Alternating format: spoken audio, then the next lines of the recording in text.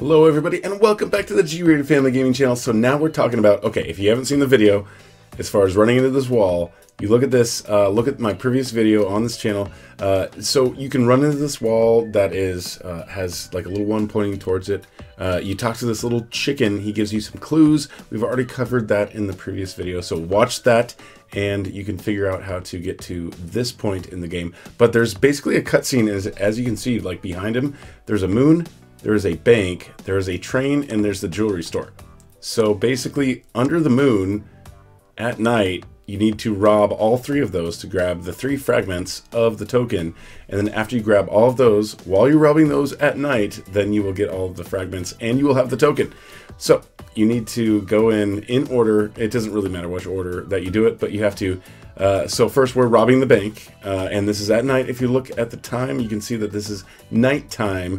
So we got to go in there. It doesn't matter how much you get, just make sure you get in and you get out. So you got to get in the bank, and then as soon as this explodes, we will get in here and we will get our monies, and then we will get out.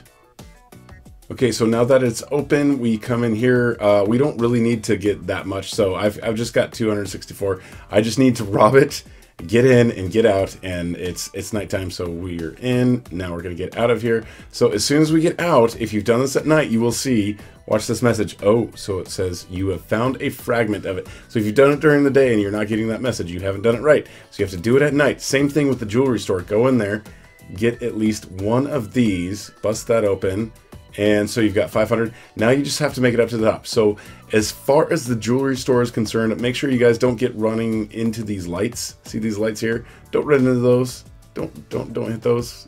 Okay, so you gotta avoid the lights. So watch those. Just make sure you just don't hit the red lights. Those are gonna zap you. Those are gonna really make it hard for you to get through this game. So make sure those have gone through, and if you get hit by them and you've lost a lot of life, just wait for a little bit and make sure you can get some life left.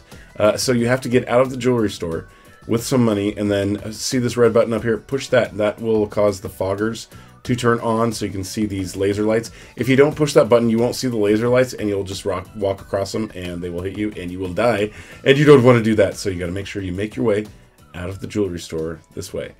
Okay, so after you get out of the jewelry store, before you can make your money to complete your robbery, you have to go to the criminal base. So you have to make sure you get out of here. If you jump off the top, hopefully your parachute will deploy.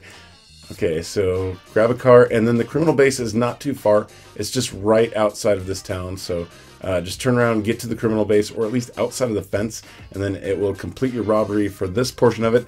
And then you've completed the bank robbery, and you've now completed the jewelry store robbery. So there we go. See that message? It says the second fragment has been found. So you found 2 out of 3. Now you have to find the third one at a train. So here at night, you can see us, we've skipped forward. Here is a nice little train. We've opened the cart. As far as the glitchiness of the train, I'm sorry, you guys might pull your hair out. I can't do anything about the glitchiness. Try to set your character to default stuff like R6 and no special animations or anything like that. So you just need to get in the train. You need to get a little bit of money, and then once you've got in the train and you've got a little bit of money, you can, even if you glitch out of the train, as long as you got your money, see right there it says, now that these 3 tokens, they've come together, these fragments come together, and you've completed the token. So now you've got the full token, and you're good to go. So all you have to do at this point is, there is a waterfall over by the gun shop. So we're teleporting over there. The gun shop is right behind me. There's different parts of the waterfall. So if you go in the waterfall and you see a star, you're at the wrong waterfall. Go to the waterfall over by the gun store, and then come over here. It's just a little teeny tiny waterfall, and then you go in there, and then you go behind the waterfall, and you just kind of swim up a little bit. You should be able to find a little entrance, and you see a bunch of camping cops. Check it out.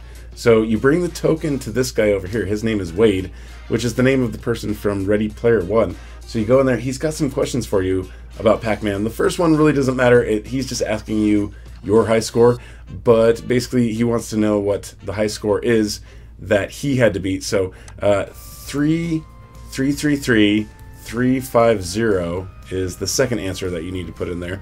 That is the score that Wade Watts in the Ready Player One movie had to beat. The highest score that you can actually get in Pac-Man is 333,360. So the first answer is 333,350, and then the next answer is 3333360. And then he's going to ask you a question about the top score in Donkey Kong in 1982, and the answer is 874300. That is the answer. And then if you enter all of these correctly, then he is going to give you an item, a key. But basically, what do you do with this key? That is basically determined by whether or not you can get on the right train at the right time. So this is what makes it so difficult, is now you have to go and rob trains, and robbing the trains, you're going to try to find a certain train that has a certain pillar with a keyhole in it. So you have to keep doing that over and over and over. It might take hours and hours and hours to find the correct train, but that's what you have to do now to get the key.